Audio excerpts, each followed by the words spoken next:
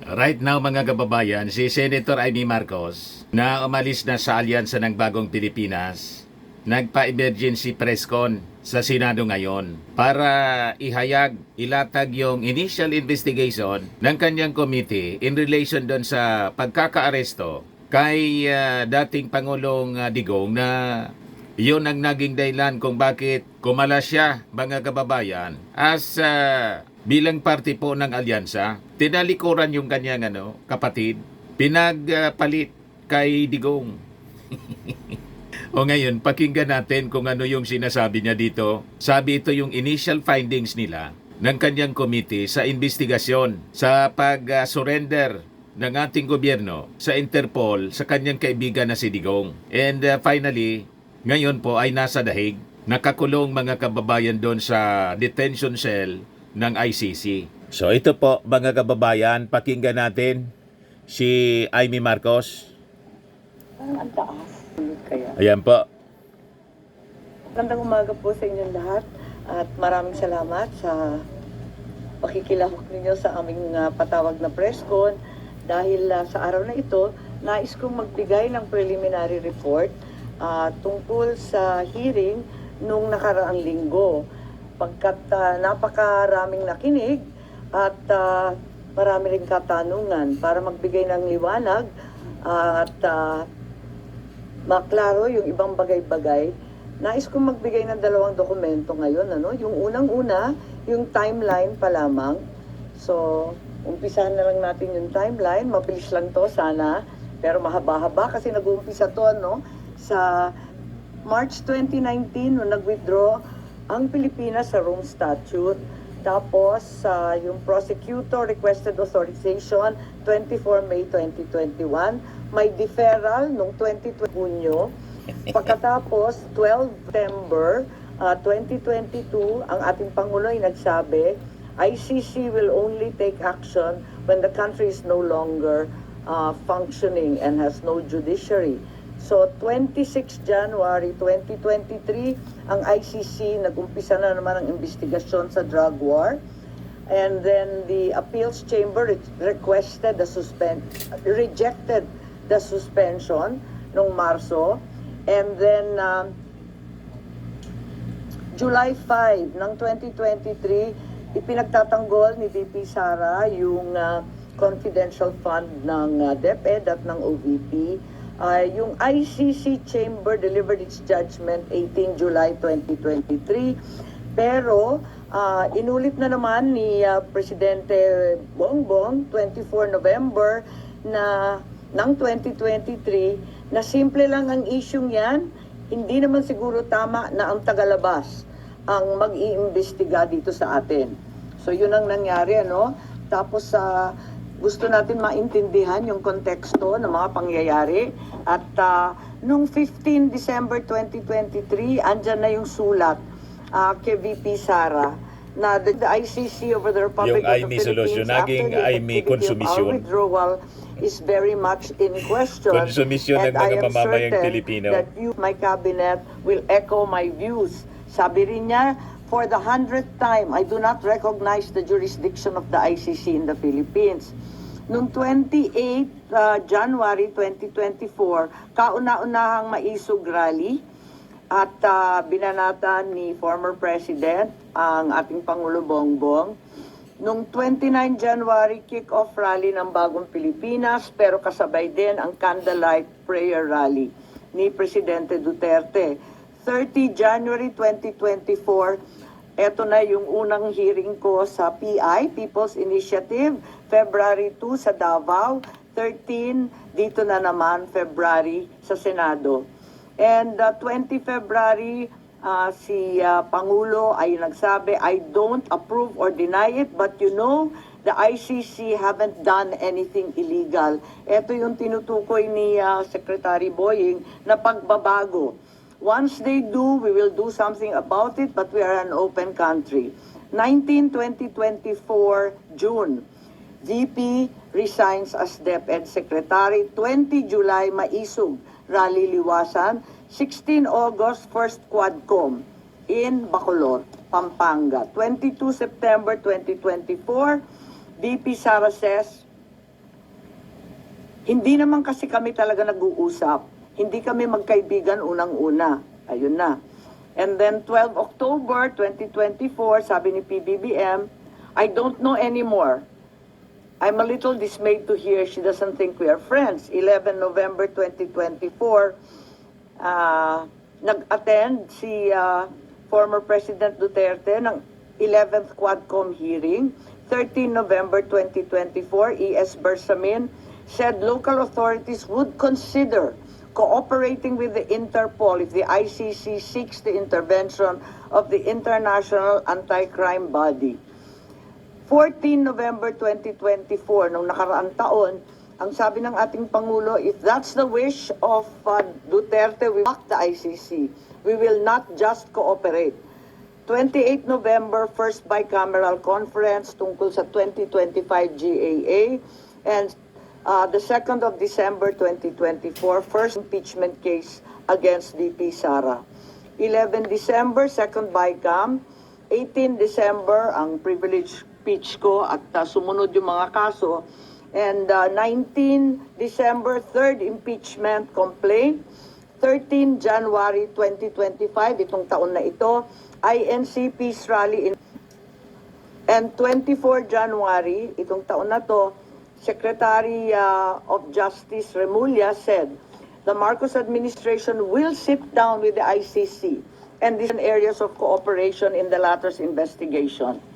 He also said cooperation with an international tribunal is permissible, noting that ICC representatives have already been going in and out of the country without us raising anything. So may admission po ron, and 28 January 2025, may maghain na ng kaso to declare the 2025 Siyempre. national budget unconstitutional. Nung 5 December, Maraming 5 namatay, February siyempre. nitong taong ito, impeachment, Sara was approved in the House of Representatives. 10 February, the ICC prosecutor applied for an arrest warrant against former President Duterte. 22 February, People's Indignation Rally Mandaue, Cebu. 7 March, the warrant of arrest against the opponent was issued as secret by the ICC chamber. 10 March, 2 PNP memos regarding the deployment of personnel and augmentation of PNP personnel to 11. 11 March, the warrant of arrest was reclassified as public this time by ICC. 3:04 a.m., the Philippine Center on Transnational Crimes received an ICC request for the arrest and extradition of former President Duterte. At 9:20, he arrived at NAIA Terminal 3 from Hong Kong and was arrested at the Jet Bridge by Interpol and PNP with his Miranda Alam na rights natin yan na postponed kwento. at his Very request. recent siya. He then went to Villamor, where he was housed in Maharlika Hall with his family and some legal advisors by 11 a.m. Malacanang confirmed his arrest while his daughter Kitty live-streamed the event. By 11:03, Duterte was flown out of the country on a chartered flight to Dubai and Rotterdam, Netherlands, as President Marcos held a press briefing on the arrest. 12 March 2025, DOJ Prosecutor General Fadulion issued a certification, bago po to, nahanap lang namin to, that President arrested on 12 March 2025, approximately 11:44 a.m. May problema ako sa datos nito kasi bakit 1 day later. The custodial state has determined to deliver Rodrigo Roa Duterte to the ICC in accordance with Article 59.4 of the Rome Statute. And in accordance with Article 59.7, the arrested individual shall be transported to The Hague and placed in the custody of the International Criminal Court. 13 March, during an interview with Pinky Webb, Interior Secretary John Vic Remulla revealed that Duterte's arrest was a group effort involving National Security Advisor Anyo, Defense Secretary Teodoro, the President, with Anyo playing a key intelligence role in monitoring Duterte's travel. On 20 March, we had the hearing here in the Senate.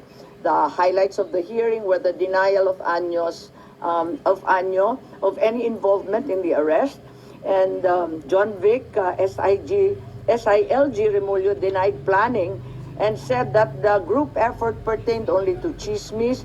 PCTC said the Interpol issued a diffusion, not a red notice. And Justice Secretary Remulla claimed that ICC has jurisdiction over individuals and crimes despite the withdrawal of the Philippines from the Rome Statute because international humanitarian law is already customary law. Of course, we are all aware that this is not applicable, being solely limited to war crimes. In the meantime, PNP General claimed that in expediting President Duterte to the ICC was trying to comply with the time period set forth in Article 125 of the Revised Penal Code, which applies only to warrantless arrest. A 24 Horas report revealed that Philippine authorities had planned Duterte's arrest since January under Oplan Tugis by the PNP CIDG, and that Duterte sought asylum in China, but this was later denied by all parties.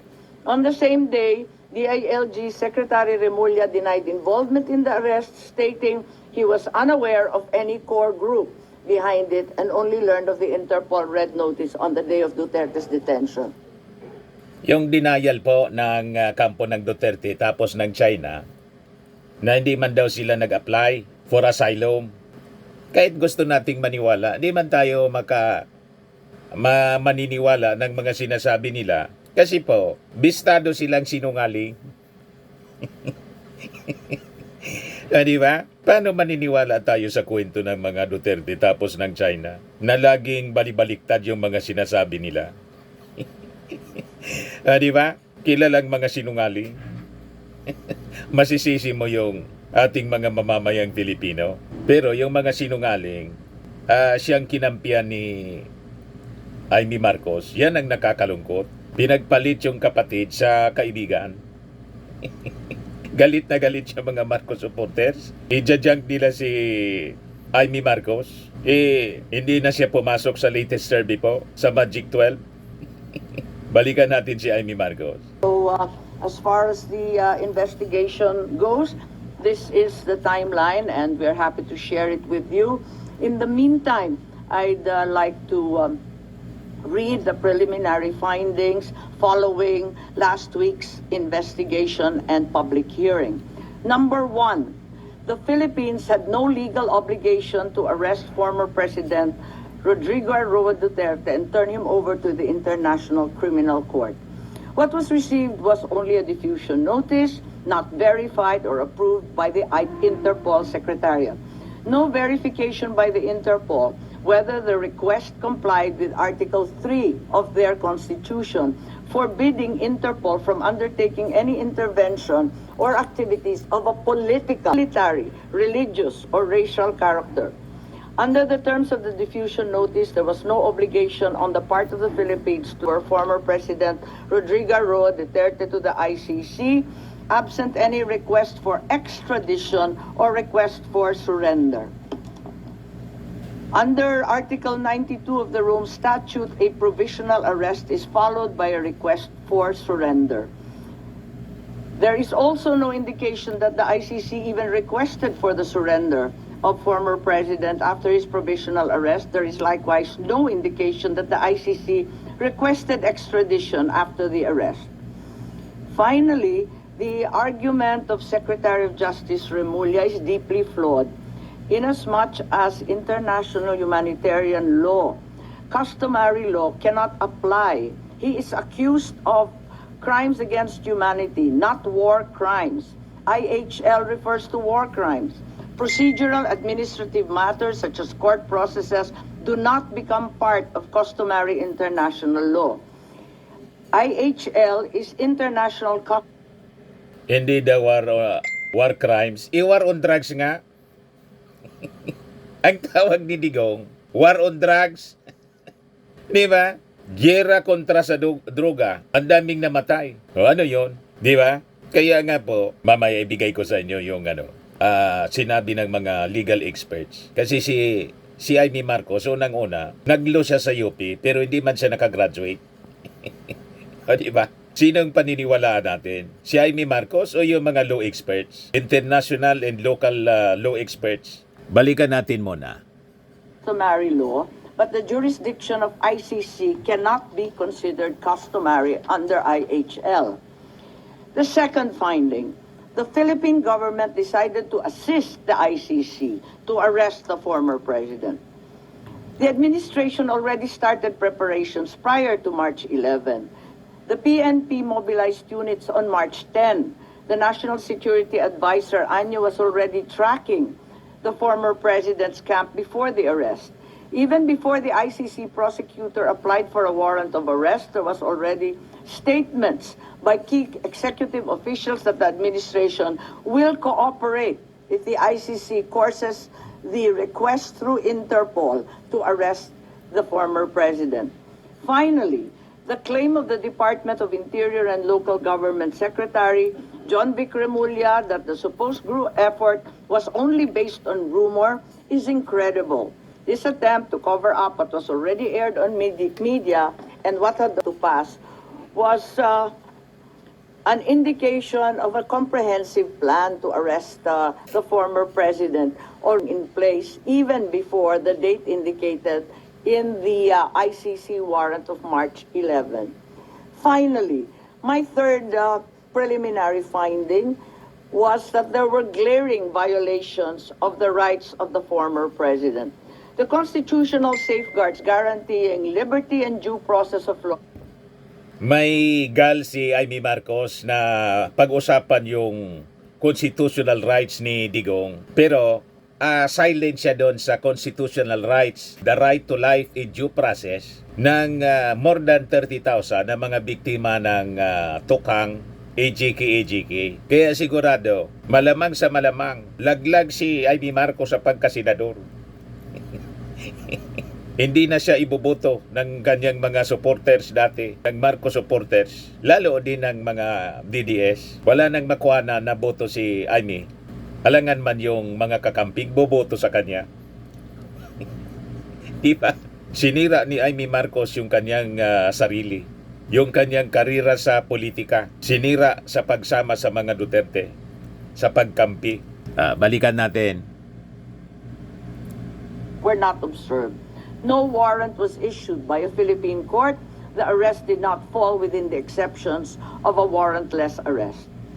Meanwhile, General Torre invoked 125 article of the revised penal code only applying to warrantless arrest. The constitutional safeguards for the right to liberty of abode were also disregarded. No court order was issued mandating that the former president be taken out of the Philippines against his will. Former President Duterte was deprived of the right to be visited or to have conferences with immediate family members under Section 2F of Republic Act 7438. General Torre admitted he did not allow Vice President Sara Z. Duterte to visit former president in Villamor Air Base, contrary to RA 7438. Former President Duterte was further denied the right to be brought to judicial authorities under Article 59 of the Rome Statute. The former president was also denied the right to apply for interim release under Article 59 of the Rome Statute or the right to apply for bail under prevailing jurisprudence on extradition. However, during the public hearing of March 20, here, the Secretary of Justice insisted on the inapplicability of the Rome Statute. But DOJ certification signed by Prosecutor General Richard Fadulion stated very clearly that the DOJ made the following determinations. As competent authority of the custodial state, the arrest issued complies with Article 59 of the Rome Statute. To recall, DOJ spokesperson Clavano released a statement last March 13 saying, ang naging role namin ay competent judicial authority. Kami na ang nag-attest na lahat ng proper processes ay ginawa. Similar to Prosecutor General, the DOJ spokesperson showed that the article cited in the Rome Statute had been complied with. Therefore, it's apparent that the DOJ first tried to convince the public that the requirements under Article 59 of the Rome Statute were complied with, and then later on, when such stance became untenable, decided to ditch Article 59 and the Rome Statute altogether and pursued another theory, extrajudicial rendition, and invoked RA 9851, particularly Article 17. Yun lang po. So those are the three findings right now. As we speak, we are not certain if we will continue at magkakaroon pa ng ikalawang pagdinig pagkat yun nga, kinakailangan na meron tayong matitindi, magagaling at malaman ng mga testigo. So nagbubuo pa kami kung sakali at kung hindi, pag-aaralan na lamang natin ang nabunyag nung nakaraang linggo. Yes? You have to derive that conclusion. I'm just offering you the timeline. Pero ipinagtapat naman ni Secretary Boying Remulla na talagang nagbago. Tinatanong ko kung kailan nagbago at bakit nagbago at ano yung pagbabago. Sabi niya lahat naman tayo habang tumatanda, natututo at nagbabago ang isipan. Yun lang ang pinaliwanag niya.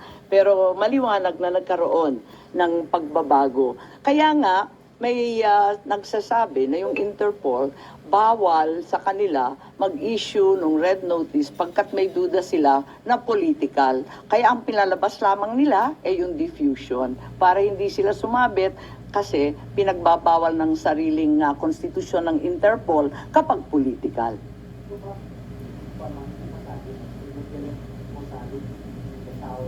Paulit-ulit sinasabi ni Secretary Boying Remulla na may konteksto ang lahat. At sa palagay ko maliwanag na may konteksto na talagang sumasabay sa alitan at pagwawalang tiwala ng dalawang panig itong mga pagbabago sa legal processes and our international stand, nagbago rin talaga. Normal yung magbago. Si Digo nga, pabor baliktad kung magsalita. Si Sara, di ba? Alangan man hindi magbago yung posisyon ng ating gobyerno. Huwag lang isurrender sa Interpol na pinagbabantaan na yung ating first family. Tumindi. At sabi nga ng mga observers po, hindi man sana ito mangyayari. Sinagad ng iyong kaibigan, ang kapatid mo. Ang masama, kumampi ka pa. Imbis sa kapatid mo, ikaw kumampi ka sa gustong magpatapon sa bangkay ng tatay mo sa West Philippine Sea. O di ba karumal-dumal ang posisyon mo ngayon, Senator Amy Marcos? Kaya sabi ng mga Marcos loyalists, hindi ka na makakatikim ng suporta galing sa kanila. Magsama-sama kayo. Balikan natin si Amy Marcos sa kanyang press con. Hindi marinig yung mga sinasabi ng mga reporters. Ang dulo nito, maliwanagan tayo dito sa ICC. Yung iba nagsasabi na baka dapat ibalik na naman sa NBI at wag daw sa Philippine Center for Transnational Crime ang ugnayan sa Interpol. So may mga recommendations in policy, yun naman talaga ang ating pakay in aid of legislation. At alam din natin na hindi pa tapos to kasi may mga warrant pa na ilalabas. Alam natin na may 5 nang narinig tayo na laman nung ikalawang warrant na mula sa ICC. Kung tama ba ang proseso, or kung hindi tama ang proseso, hindi na dapat maulit. So, importante yon.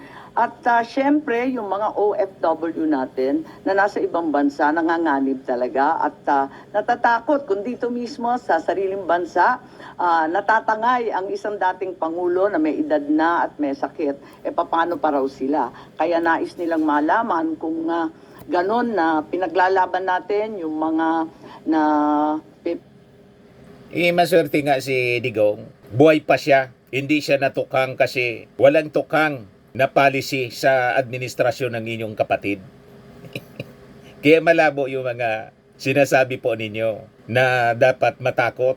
Ang nakakatakot kung umupo si Sara kasi kahit yung Pangulo na kapatid mo pinagbantaan na ipapapatay. Di ba? Ibaliktad ditong sinasabi ni Amy Marcos. Wisyo, nako-convict pa sa ibang bansa, pinaglalaban natin na makauwi. Paano ba ang sitwasyon ni Presidente? Ngayon, isa pa, medyo marami pong galit at nananawagan sa akin at tinetext ako, sinong mananagot dito sa nangyari? Kasi hindi naman po pwede na nakalusot ng basta.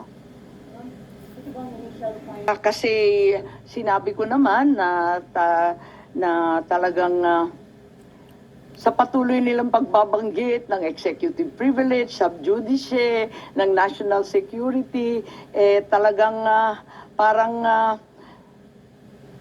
mistulang nagtatago ang ating gobyerno ng mahahalagang katotohanan. At hindi ko talaga matanggap, kaya't kinakailangan malaman natin at hayaan na lamang ako na malaya na magsiyasat para malaman ng taong bayan ano nga talaga ang mga pangyayari, kung may nalabag na batas at kung ano ang pagbabago or bagong legislasyon na kinakailangan. At tulad ng sinabi ko naman mula pa nung umpisa ng halalan, mananatili akong independent dahil higit sa anumang politikal na pakinabang, dapat manaig ang soberanya ng bansa at ang tunay na katarungan para sa bawat Pilipino. Oo, Sabi ni Chis Escudero, wala mang nalabag na sovereignty. Abogado yon. Parang ganun ang lumalabas na hindi ko naman maintindihan pagkat para sa akin, masyadong naging emosyonal, galit at taranta ang taong bayan. At nakita naman natin naglabasan sa kalsada, nag-iiyakan, nagpoprotesta. Kaya imbis na Mga DDS man lang ang nag-iiyakan kasi yung mayabang nilang leader, kinaladkad na po ng Interpol at nando na sa ICC. Matapos nilang insultuhin, balahurain yung kapatid mo mismo, pagtawanan ang administrasyon ngayon, may katapat yung kanilang kapalaluan. O ngayon, nag-iyakan sila. O di ba? Ganun yun eh. Nasobrahan eh. Balikan natin si Amy Marcos. lumala pa itong sitwasyon na to, minarapat ko na alamin kung ano talaga ang nangyayari para kumalma tayong lahat at maanalisa kung ano talaga ang nangyari. Kaya lang, eto nga, hindi ko naman intensyon na anti-administration yung hearing. As a matter of fact, kung maaalala ninyo, halos lahat ng testigo galing gobyerno. Asa ka pa? Napakalinaw na anti-administration ka na? Lahat ng mga sinasabi, policy ng ating Pangulong Bongbong na kapatid po ninyo, kinukontra ninyo. You see? Pero wala ka man lang sinasabing kontra sa mga pambabalahura ng mga DDS, lalo na ni Sara at saka ni dating Pangulong Digong. Sinaway mo lang ba? Sinaway mo man lang ba? Di ba hindi? Kahit yung gusto ng ipapatay yung kapatid mo, si Lisa Marcos, pati si Martin Romualdez. Halata tuloy, nagalit ka kay Lisa at saka kay Martin Romualdez. You see? Balikan natin. Hindi ko naman alam yung mga sagot nila. Kaya nga ako nagtatanong kasi hindi ko alam yung sagot. Malay ko ba kung anong sasagutin nila? Nung hindi sila magkasundo at hindi tumutugma yung mga sagot nila, hindi maganda yung itsura ng pamahalaan, nagalit yata sa akin na nabunyag yon sa aking hearing. Po. Hindi, matagal na kami, hindi masyadong nag-uusap, maraming humaharang, matagal na, oo. Nakikita ko lang pag public events, oo. At saka mabilis lang yon, maraming tao, ganun. Lumalim ang emosyon in the sense na nakita nila na maraming pagkakamali, at least yung tatlo na binanggit ko, na paulit-ulit na rin lumalabas sa social media. Kung tutugusin, very contrapuntal na siya, very anticlimactic na siya. Kasi paulit-ulit na yung lumalabas pati sa mainstream. lumalalim ang ating kaalaman at mas lalo tayong nagagalit kasi labis-labis na ang dagok sa ating soberanya. At nababalitaan natin, labas-masok ang Amerika. Kahit hindi EDCA sites, ang katutak pa daw na Typhoon missiles ang pinapasok. Labas-masok din ang China sa ating karagatan at sa West Philippine Sea. Ngayon, dinadampot na lamang ang mamamayang Pilipino at dinadala sa The Hague. May natitira pa ba sa bansang Pilipinas? Nakakaawa naman tayo kung ganyan. So, kung lumala, sa palagay ko, lumalim ang uunawa ng taong bayan. I think yun ang kontribusyon. Kasi, maski pro Duterte, pro Marcos, hindi na naging partisan, parang lahat medyo nagkaliwanag ng kaunti kahit papano. Nung umpisa, sabi nila, hindi na daw makikilahok yung gobyerno. Pagkatapos noon, ang dami-dami ng testigo. Sabi ko, okay na. Ang dami-dami, nagpapadagdag pa nga sila ng pangalan, nagpadagdag pa nga sila ng upuan, kinapos pa nga tayo ng pagkain. Handain nila 3 kwarto tayo, di ba? Tapos akala ko, prepared na prepared. Sabi ko, ayos to. Nagulat naman ako nung nagalit na nga kasi nga siguro hindi nagkakasundo. Yung mga sagot, hindi tumutugma. Hindi ko nakasalanan yun. Malay ko ba kung anong isasagot nila? Ngayon, paano nagalit? Kasi na alanganin na ako, hindi ako napunta. Gusto ko pa naman, over-prepared na nga ako pumunta dun sa Tacloban Rally. Hindi ako pumunta. Tapos, mabuti na lang pala hindi ako pumunta at hindi na ako binanggit. Kaya ako nalaman. Sa Cavite, na ka lang mamimili. Sa Tacloban lang nabanggit. Ganun. Mali. O di... Ban? Ay, ganun. Hindi ko na maalala. Sa totoo lang, hindi ko masyadong tinututukan yung kampanya. Nandito ako sa investigasyon. Parang naisang tabi na, nakatutok talaga ako dito. Wala na, kahit mangampanya ka pa mag-isa, sino ikakampanya mo? Alam na hindi ka na seryoso mangampanya. Kasi unang-una, ilaglaglag ka ng mga Marcos supporters. Ilaglaglag ka ng DDS. Alangan man iboto ka ng kakamping. So, klarado kasi na wala ka ng pag-asa. Sa latest survey, wala ka na sa Magic 12, sa SWS.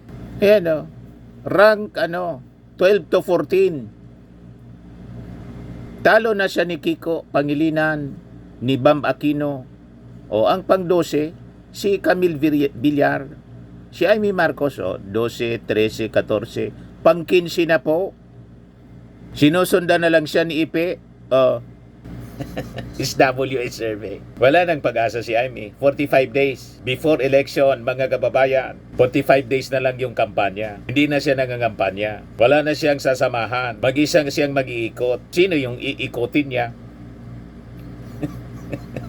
Tama? Malamang diinan yung mga LGUs. Mga congressmen galit sa kanya. You see? So, ibinaon ni Amy Marcos yung sarili niyang politika. Dahil sa kakakampi niya, sa kaaway ng kanyang pamilya. Yung ating Pangulo hindi man ang away. Yung ating Pangulo ang inaaway. Ito na yung inabot ng palaaway. Tapos, kumampi siya sa palaaway. Di ba po? Ano pa?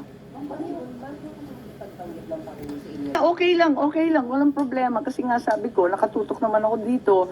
Hindi naman na eleksyon, kampanya, politika ang pinaka-importante. Nangingibabaw sa akin itong mga dagok sa ating kalayaan, sa ating soberanya. Hindi ko kaya to Talagang ipaglalaban ko yan Yung pag hindi yung hindi binanggit, pagkatapos sabi 11 na lamang ang kanilang kandidato, wag na tayo magpahirapan ng katawan. Sabi ko, kakalas na muna ako kung nahihirapan kayo. Mas madali naman ganun, okay lang sa akin, walang problema. Malinaw na kumalas ka kasi tinanggal ka na. Para hindi naman kaya-iya. Parang si Vic Rodriguez, nag-resign matapos na sipain. Sinibak, biglang nagkasakit. Ano ba yung hindi pala nagkasakit? Biglang nagsabi na asikasuhin niya yung kanyang pamilya. Di ba? So, nang sibakin, nag-resign na lang. Ito si Amy Marcos, ganun din. Nang tanggalin, hindi na sinama ng ating Pangulo, ay hindi na Magic 12 yung sinisigaw. Doon sa Cavite, tapos sa Laguna, 11 candidates na lang. Nagdesisyon na si Amy na umalis. Paano hindi siya umalis na sinibak na? Di ba? Ganun lang yun. Saving face man lang si Amy, pero alam na ng taong sinibak siya. Ikaw man, kampiyan mo ba naman yung naninira sa iyong kapatid? alam na ng mga tao na ang may masamang ugali, yung mag-ama na kanyang sinusuportahan. Sabi nga mga kababayan ng isang Marcos, Marcos loyalist na si Melchor Vergara, Amy Marcos leaves Bongbong Bak, alyansa para sa bagong Pilipinas. Sinare niya to 15 hours ago. Sabi niya, being good to others while being hostile. Hostile to your own family members is most despicable no matter who you are. Politician or private citizen man. Despicable talaga po. Madaling sabi kasumpa-sumpa na pag-ugali. Di ba? Sumama ka doon sa mga kasumpa-sumpa na tao ang pag-ugali. Di kasumpa-sumpa ang ginawa mo sa iyong kapatid na napakabait. Ikaw mismo yung nagsabi na mabait si PBBM. Pagkatapos, yan ang ginawa mo. That is really despicable behavior. Kaya hindi na ito makakatikim ng support ng mga Marcos loyalists. May nag-aampon, hindi ko masyadong pinapansin kinakarir namin to Naduling-duling na nga kami kagabi Alam niyo maganda naman yung libre, di ba? Yung malaya. So, mula sa poll, sinabi ko, independent ako. Pero yun nga, dun sa Lawag, syempre, yung anak ko nagmamaktol. Bakit hindi ako pupunta? Di pumunta ako, ganon. Tapos may mga kaibigan, pumupunta. Noong pa naman hindi naman ako present sa lahat ng lugar. Oo. Sa Carmen Davao, absent ako doon. Ayun. Tsaka sa Dumaguete yata. Ewan ko, saan ko ba hindi masyadong pinuntahan. Hindi naman ako nag-imbestiga para magpasikat or ma-endorso or maging bahagi ng ibang partido. Nag-imbestiga ako para malaman kung ano talaga ang nangyari at kung talagang nasunod ang batas ng Pilipinas, kung talagang kaya natin tayuan ang ating soberanya at kalayaan. I think it's speculative. Fear is hard to express at this point. Kung nga maintang ulo nila kay Johnny. At ako, nararamdaman ko ang paghihimutok ng ating mga OFW. Ramdam na ramdam ko. Kaya nga, mahalaga itong pagsisiyasat para una, malaman natin kung karapat-dapat ba ang nangyari kay Presidente Duterte at kung sakali maiuwi pa ba natin yan. Ikalawa, kung ano ang magagawa natin para sa mga OFW natin na napipinsala o di kaya na paghahatulan doon sa ibang bansa.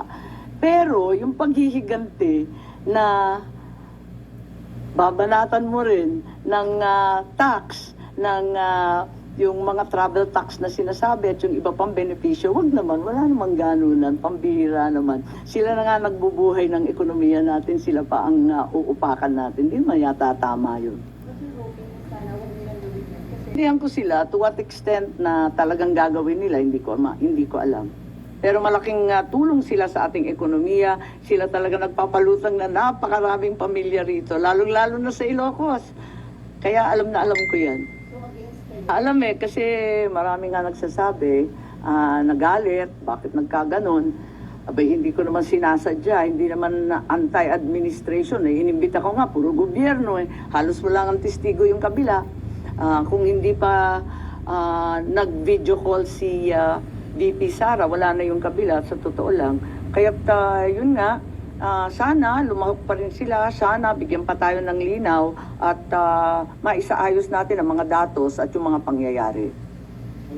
Well, para sa akin, at narinig ko si Presidente Duterte, tulad ng ama ko pareho nilang sinasabi, haharap ako sa anumang kaso at paglilitis sa Pilipinas. Pero kapag sa ibang bansa, hindi ko kakayanin yon. Kasi syempre, yung tatay ko, di ba, dinala rin sa US. Ayun. Sabi niya, ayoko. Dapat sa Pilipinas, iuwi ninyo ako, haharapin ko yan. Ganun din ang sinasabi ni Presidente Duterte. Kaya daw niyang sagutin lahat yan, basta dito sa Pilipinas, sa husgadong Pilipino. Wala ngang tiwala yung mga complainants. Kaya 2017 pa, nag-file sila sa ICC. Mabiblame mo yon ng mga victims, pamilya ng mga biktima kung walang tiwala. Walang nag-file. Kasi sabi ni DOJ Secretary Rimulya, kontrolado lahat, pati yung mga piskal. Tinatakot daw ng mga polis. So, may failure ng justice system. Panahon ni Digong. Pinagbabantaan lahat. Ikaw man yung pamilya ng biktima, hindi ka magpa-file dito, may option man sa ICC. So ginawa nila, nag-file sila sa ICC. O di, rimate si Digong. O ngayon, kung hindi siya nanggulo sa ating administrasyon, wala sanang ganyan. Hindi sana nag-cooperate sa Interpol. Yan ang malinaw po.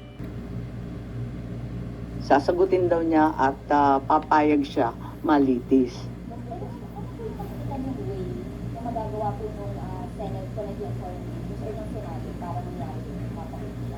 Ako yung abogado niya So, ang nagagawa lang ng Senado in aid of legislation, oversight, kung ginampanan ba ng lahat ng ahensya ang trabaho nila, lahat ng tungkulin ba, ang karapatan pang tao ba na ibigay, lahat yun. At kung kinakailangan, papalitan ba natin ang sistema ng ICC, Interpol, ng Philippine Transnational Crime, at saka nung RA 9851, yung extradition treaty na pagkaluma-luma, sinulat pa ng tatay ko. Maraming batas kasi na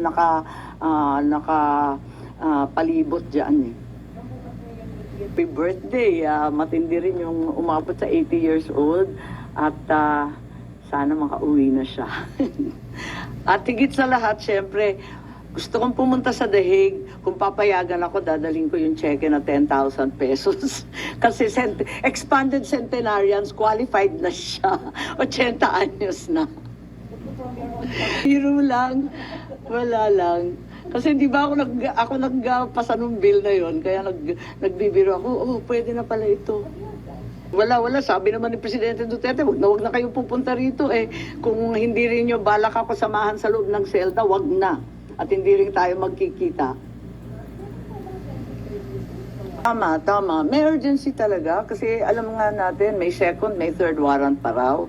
Kaya kinakailangan mabunyag na lahat ng pagkakamali at wag na kailanman maulit. At kung kinakailangan paltan yung polisiya, yung batas, tignan na natin at magkasundo tayo para maiwas to.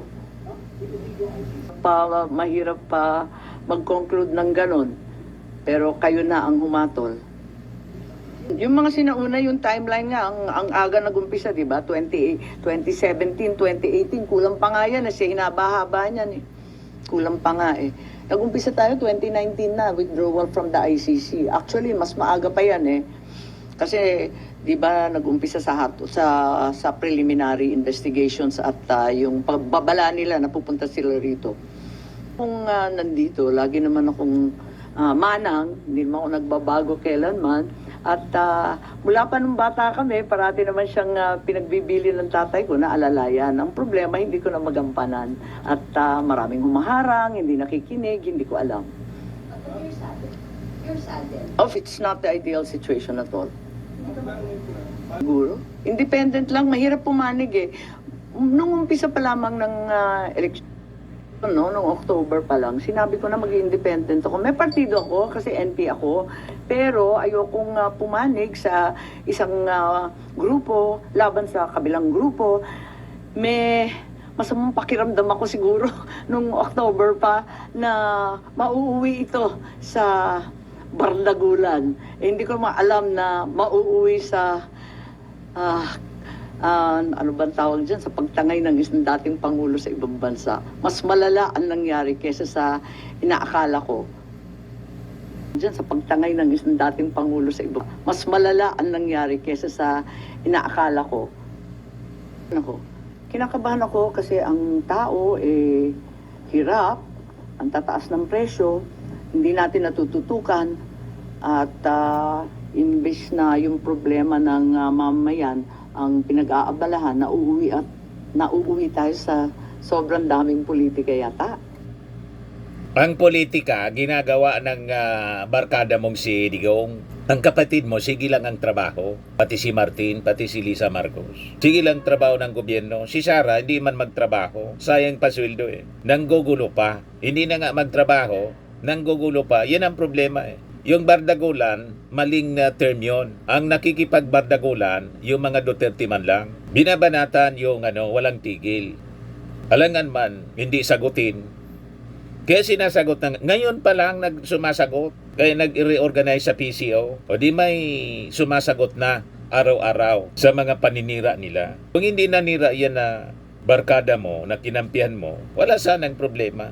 Nag-ambisyon ka agad. Alam namin yung punot dulo niyan. Gustong maging presidente ni Sara ng mas maaga. Ayaw patapusin si PBBM. Inappoint niya yung sarili niya as designated survivor. Nagsimula doon sa inintensyonan si Martin Romualdez ni GMA. Ganon. Alangan man matulog lang si Martin at saka yung kapatid mo. Hindi pa tapusin. 2 years pa lang, pinag-intensyonan na. Yun ang malinaw. Ito yung paliwanag ng isang matinong abogado. Si Father Ranilio Aquino. Sabi ni Father Ranilio Aquino, Law Dean ng San Beda College of Law. Duterte arrest legal. Maliwanag niya yung batas. Our domestic legal framework recognizes international jurisdiction in cases of crimes against humanity. Sabi po ni Attorney and Father Aquino, who is also a columnist for the Manila Times. Sabi niya, Duterte's arrest is not a matter of political persecution. It is a matter of justice and adherence to our legal commitments. Aquino pointed to two key legal foundations supporting Duterte's arrest and extradition to the Netherlands for trial. Unaan niya, he cited the Philippines' accession to the International Criminal Court or ICC in 2011. Under Article 127 niya of the Rome Statute, a country remains obligated to cooperate with ongoing cases that fall under the court's jurisdiction even after withdrawal. The Philippines formally exited in the ICC noong 2019. But Aquino emphasized that this does not absolve the country from its prior commitments. Self-serving po yung ginawa ni Digong para hindi siya mahabol. Yun ang akala niya, nagkamali siya. Nahabol pa rin. You see, he said that this provision supports Duterte's arrest and potential extradition. He also dismissed claims that the case was politically driven, calling such allegation a distraction from the real issue. This is not about political maneuvering niya. This is about answering for the extrajudicial killings and the thousands of lives lost during the war on drugs. No one is above the law, not even a former president. Aquino urged the public to exercise caution, emphasizing the importance of responsible expression. I also want to advise the public that while it is okay to express their feelings, the moment they cross the line in attempt to overthrow the government, it becomes sedition, a criminal act. Yan ang tama po na pananaw. Yung pananaw po ni Amy Marcos, malabo, kasing labo ng isip ni Digong at ni Sara Duterte. Di ba? Tama yung kasabihan. Tell me who your friends are and I will tell you who you are. Pari-parehas na sila malabo. Malabo ang pananaw sa buhay. Yung mali naging tama, yung tama naging mali. Yan sila.